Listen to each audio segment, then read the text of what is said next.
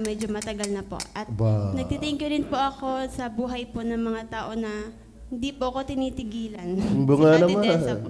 Thank you Wow. po at sa mga nag-Bible study po sa akin, sa pagre-remind po.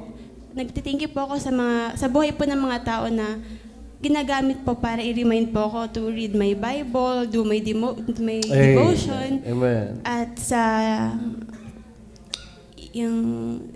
nag-thank you rin po ako dahil sa buong taon po ay hindi naman po kami nagkaroon ng malubhang karamdaman. Aming po pamilya, yung nanay ko po, di po siya nagkakaroon ng malubhang sakit. Ganun po rin sa aking mga ate.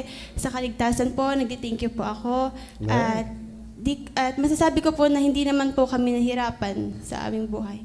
Hindi naman po kami nawawalan.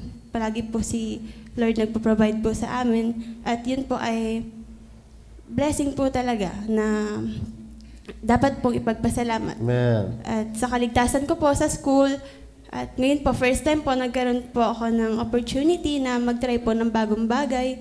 Ngayon pong bakasyon, ako po ay nagkaroon ng opportunity na magamit po yung aking mga natutunan. Nagkaroon po ako ng work. At hopefully po ay magampanan ko pa rin po na maka-attend po ako dito hanggat pinapayagan po ako. Sana po ako ay palaging maka-attend every Sunday, praying for that po. At ayun lamang po, pinagpipray ko po na gamitin din po ako sa buhay po na iba. Amen. Amen. Yan po. Thank you po. Wow.